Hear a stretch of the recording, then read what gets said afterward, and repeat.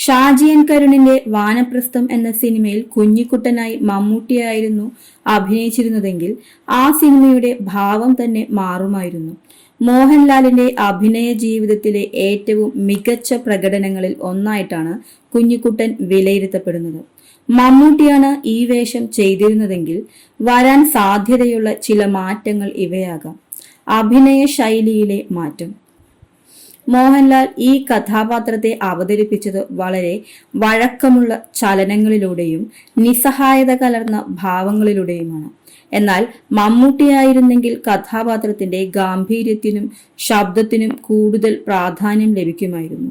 കുഞ്ഞിക്കുട്ടൻ അനുഭവിക്കുന്ന ആന്തരിക സംഘർഷങ്ങളെ ഒരുപക്ഷെ കൂടുതൽ ഇന്റൻസായ നോട്ടങ്ങളിലൂടെയും ശബ്ദ നിയന്ത്രണത്തിലൂടെയും അദ്ദേഹം മനോഹരമാക്കുമായിരുന്നു.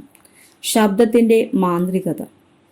മമ്മൂട്ടിയുടെ ശബ്ദം കഥകളി വേഷങ്ങളിൽ, പ്രത്യേകിച്ച് പച്ചവേഷങ്ങളിലോ കത്തിവേഷങ്ങളിലോ ഉള്ള അലർച്ചകൾക്കും സംഭാഷണങ്ങൾക്കും വലിയൊരു വീര്യം നൽകുമായിരുന്നു.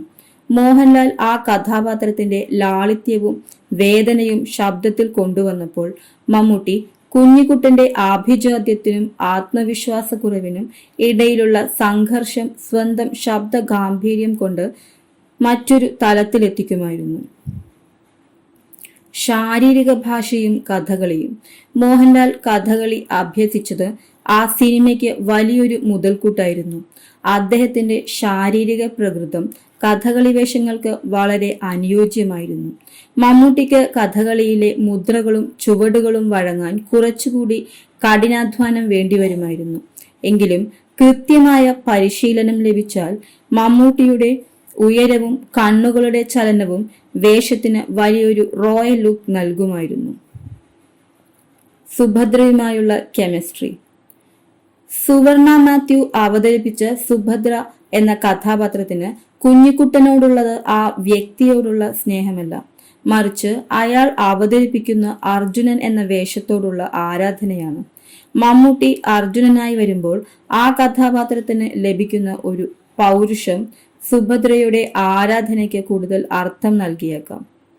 ചുരുക്കത്തിൽ, മോഹൻലാലിൻ്റെത് ഒരു ലിറിക്കൽ പ്രകടനമായിരുന്നെങ്കിൽ മമ്മൂട്ടിയുടേത് കൂടുതൽ ഡ്രമാറ്റിക്കായ കരുത്തുറ്റ ഒരു പ്രകടനമാകുമായിരുന്നു. വിധേയനിലും ഡാനിയിലും ഒക്കെ നമ്മൾ കണ്ട ആ പരീക്ഷണാത്മക മമ്മൂട്ടിയെ വാനപ്രസ്ഥത്തിൽ കാണാൻ സാധിക്കുമായിരുന്നു.